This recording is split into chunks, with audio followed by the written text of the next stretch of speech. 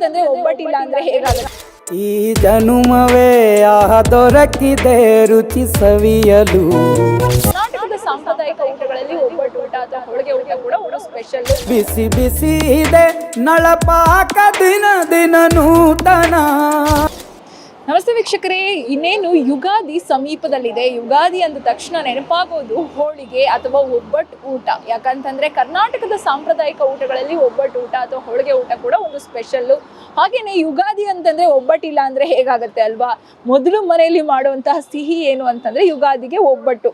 ಹಾಗಾಗಿ ನಾನು ಬೆಂಗಳೂರಿನಲ್ಲಿ ಎಲ್ಲೆಲ್ಲಿ ಒಬ್ಬಟ್ಟು ಸಿಗತ್ತೆ, ಯಾವ್ಯಾವ ವೆರೈಟೀಸ್ಗಳಲ್ಲಿ ಒಬ್ಬಟ್ಟು ಸಿಗ್ಬೋದು, ಹಾಗೇನೆ ಒಬ್ಬಟ್ಟುಗಳಲ್ಲಿ ಎಷ್ಟು ವೆರೈಟೀಸ್ಗಳಿದೆ, ಇದನ್ನೆಲ್ಲದನ್ನು ತಿಳಿಸ್ಕೊಳ್ಳಿಕ್ಕೆ ನಾನಿವತ್ತು ರಾಜಾಜಿನಗರ ಬಂದಿದ್ದೀನಿ. ರಾಜಾಜಿನಗರದಲ್ಲಿರುವಂತಹ ಹೋಳಿಗೆ ಮನೆಯಲ್ಲಿದ್ದೀನಿ. ಇಲ್ಲಿ ಎಷ್ಟು ವೆರೈಟೀಸ್ ಆಫ್ ಹೋಳಿಗೆ ಸಿಗುತ್ತೆ ಅನ್ನೋದನ್ನ ಅವ್ರನ್ನ ಮಾತಾಡಿಸ್ತಾ ಹೋಗ್ತೀನಿ ಮತ್ತೆ ತೋರಿಸ್ತೀನಿ, ಬನ್ನಿ.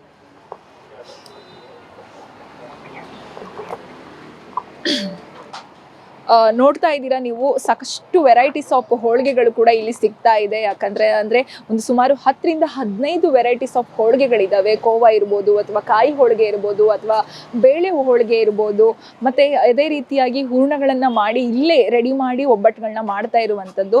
ವಿಶೇಷವಾಗಿ ಯುಗಾದಿ ಅಂತಂದರೆ ನೆನಪಾಗೋದು ಮುಖ್ಯವಾಗಿ ಹೋಳಿಗೆ. ಯಾಕಂತಂದರೆ ಹೋಳಿಗೆ ಅಥವಾ ಒಬ್ಬಟ್ಟು ಅಂತಂದ್ರೇ ಅದೊಂದು ಸಿಹಿ ಮತ್ತೊಂದು ಸಂಭ್ರಮದ ಇನ್ನೊಂದು ಹೆಸರು ಅಂತಲೇ ಹೇಳ್ಬೋದು. ಮುಖ್ಯವಾಗಿ ಯುಗಾದಿ ಅಂದ ತಕ್ಷಣ ಮೊದಲು ಮಾಡುವಂತಹ ಸಿಹಿ ಏನಂತಂದ್ರೆ ಒಬ್ಬಟ್ಟು. ಎಷ್ಟೋ ಜನರಿಗೆ ಮನೆಯಲ್ಲಿ ಮಾಡ್ಕೊಳ್ಳಿಕ್ಕೆ ಆಗೋದಿಲ್ಲ. ಆ ಕಾರಣದಿಂದ ಏನು ಅಂಗಡಿಗಳಿಗೆ ಬರ್ತಾರೆ. ಅಂಗಡಿಗಳಲ್ಲಿ ಈಗ ಮನೆಯಲ್ಲಾದ್ರೆ ನಾವು ಕಾಯಿ ಒಬ್ಬಟ್ಟು ಅಥವಾ ಬೇಳೆ ಒಬ್ಬಟ್ಟುಗಳನ್ನ ಮಾಡ್ಕೋತೀವಿ. ಆದರೆ ಅಂಗಡಿಗಳಲ್ಲಿ ನೋಡಕ್ ಹೋದ್ರೆ ಸುಮಾರು 10ರಿಂದ 15 ವೆರೈಟೀಸ್ ಆಫ್ ಹೋಳಿಗೆಗಳು ಸಿಗುತ್ತೆ.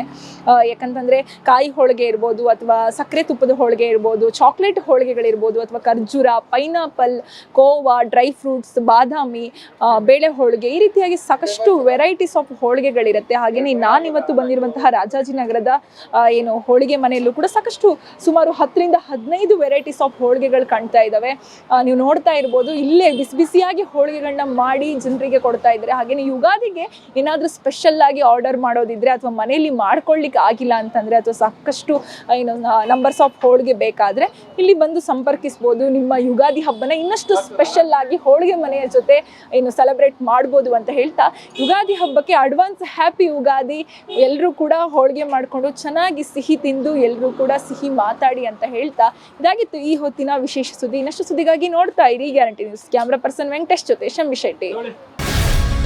ಗ್ಯಾರಂಟಿ ನ್ಯೂಸ್, ಸುದ್ದಿ ಖಚಿತ, ನ್ಯಾಯ ನಿಶ್ಚಿತ.